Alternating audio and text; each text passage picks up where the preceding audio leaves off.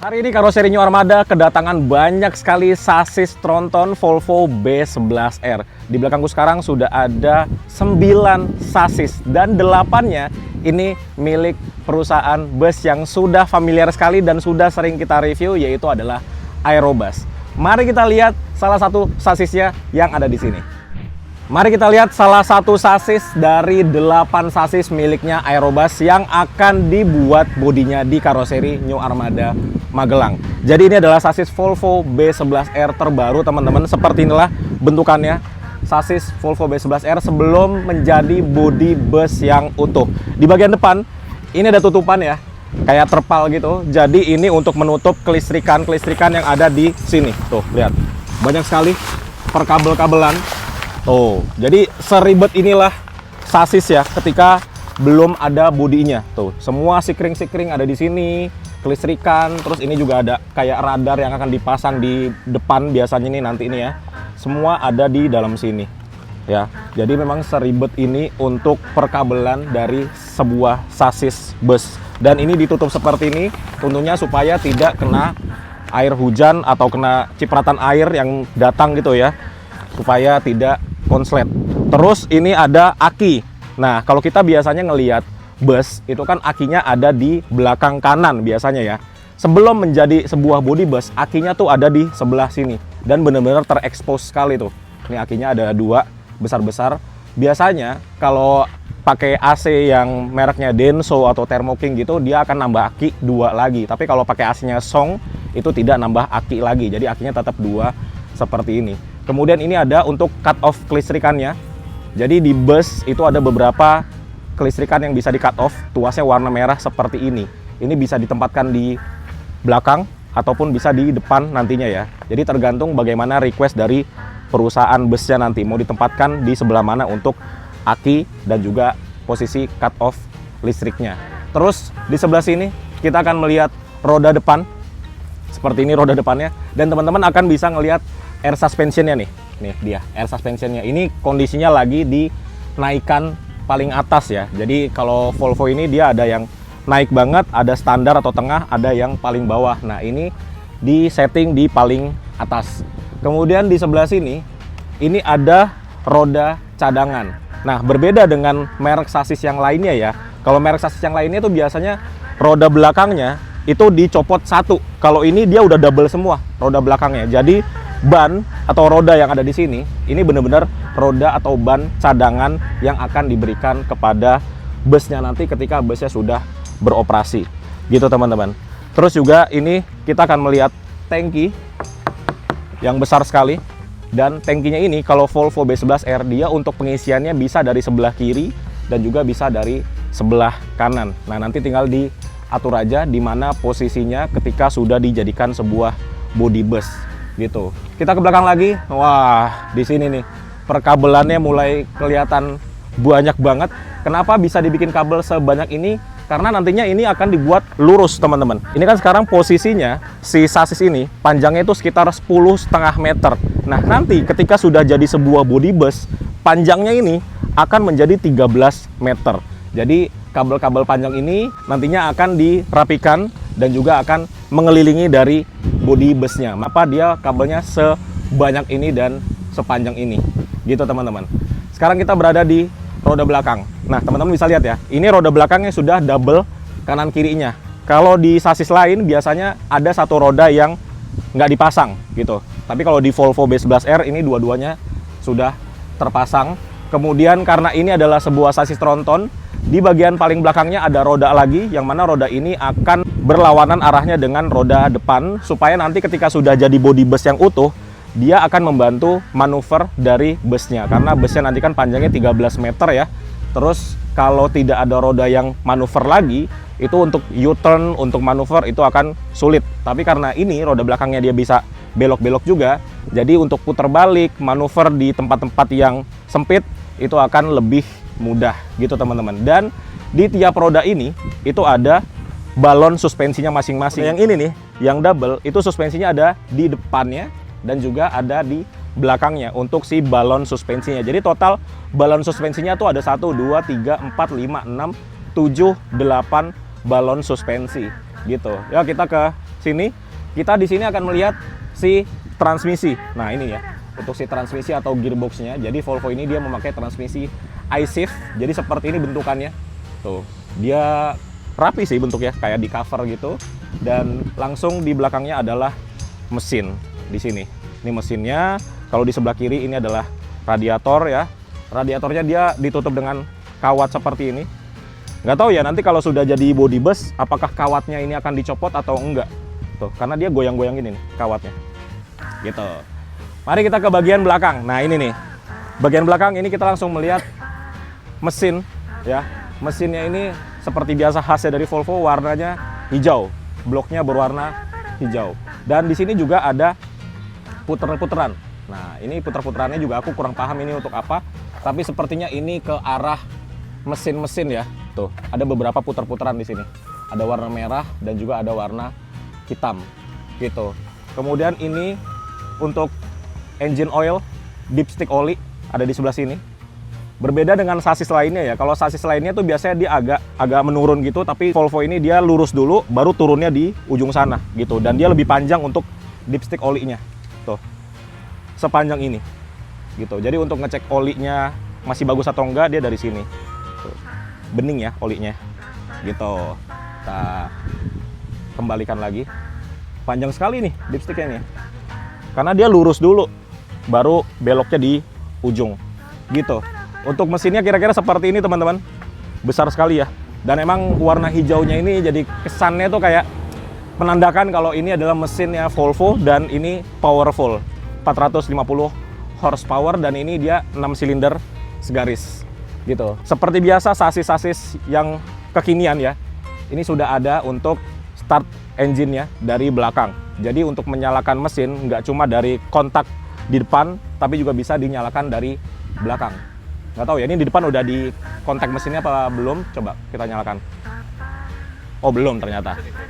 Jadi harus di kontak dulu di depan, udah standby, baru kita bisa pencet ini. Gitu. Kita ke sebelah kanan.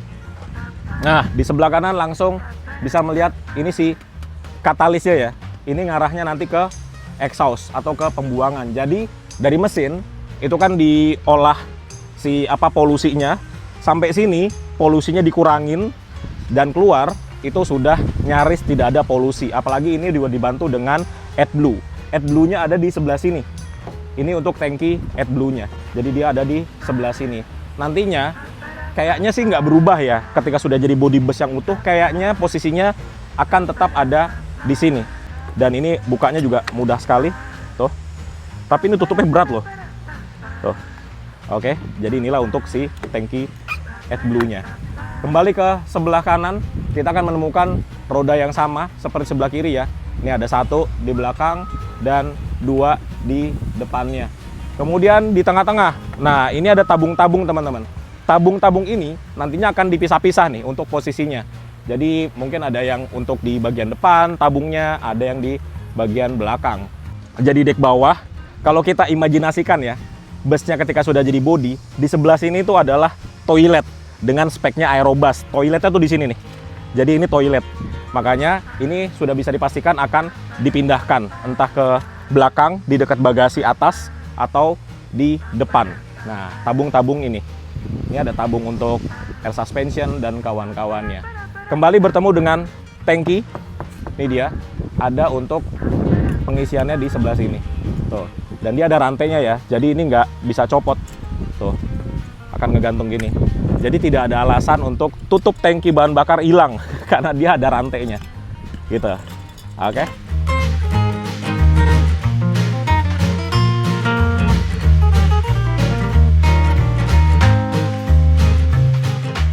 Oke, jadi seperti itulah kira-kira untuk keseluruhan dari bentuk sasisnya. Jadi seperti inilah bus ketika belum ada bodinya sama sekali atau bentuk sasis seutuhnya.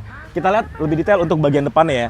Jadi untuk setir, teman-teman bayangin ya, ban segede gini diawali oleh setirnya itu cuma sekecil ini nih. Nih. Jadi ban beloknya tuh semua dari sini nih. Cuma dari sekecil ini. Jadi kebayangkan betapa kerasnya kerja si rack setir ini. Karena semua bannya itu diaturnya hanya dari sini. Jadi kalau setirnya muter, di sini akan muter dan akan menyalurkan tenaganya ke ban. Ban yang segede itu diaturnya hanya dari sini. Kecil banget ya. Gitu teman-teman.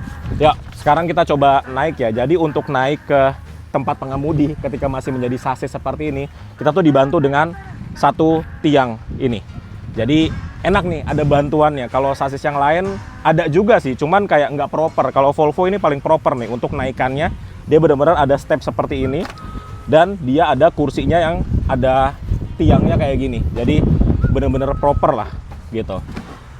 Nah, jadi seperti inilah posisinya ketika kita menjadi pengemudi yang membawa sasis Volvo B11R. Oke, jadi inilah point of view ketika kita menjadi driver yang mengemudikan sasis Volvo B11R. Jadi ketika masih sasis, ini setirnya tuh tertutup seperti ini, dan di sini ada tutorial atau cara menggunakan atau menyalakan dari sasisnya. Ini ada start vehicle dan juga turn off vehicle. Tuh, ini untuk akinya dulu, yang tadi kita sudah lihat ya di sebelah sini. Nah, ini kita on-kan dulu, kemudian nunggu untuk akinya menyalurkan semua kelistrikannya, kemudian turn on key. Jadi di sini kuncinya, ini untuk kuncinya dari Volvo B11R. Ini dia kuncinya. Kemudian tunggu 10 detik, 10 second, baru kita start vehicle-nya. Kenapa harus nunggu 10 detik? Supaya kelistrikannya itu sudah mengalir sempurna ke semua bagian dari sasis gitu. Kemudian di bawahnya ada tunggu 1 menit sebelum shifting ke D atau drive. Jadi untuk tuas transmisinya ada di sebelah sini. Nah, ini yang jarang pengemudi tahu ya. Jadi sebelum kita menjalankan bus, itu tunggu dulu 1 menit. Kadang ada driver yang baru mesinnya nyala, itu langsung dioper ke D. Nah, itu nggak boleh. Karena kenapa? Biasanya di transmisi atau di gearbox, itu kan ada oli ya, ada liquid.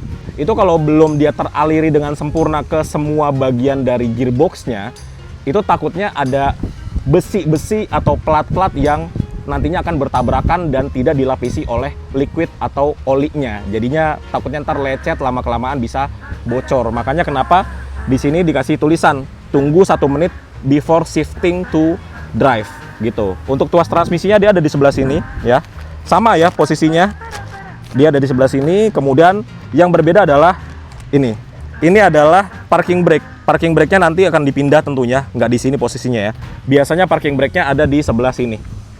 Nanti kalau udah jadi body. Kemudian di sebelah sini, ini ada pencetan-pencetan untuk menyalakan aki, untuk pengaturan ban, terus untuk pengaturan suspensi, nih ya, naik turun suspensi, dan ada suspensi yang dimiringkan ke sebelah kiri. Pencetannya semua ada di sini.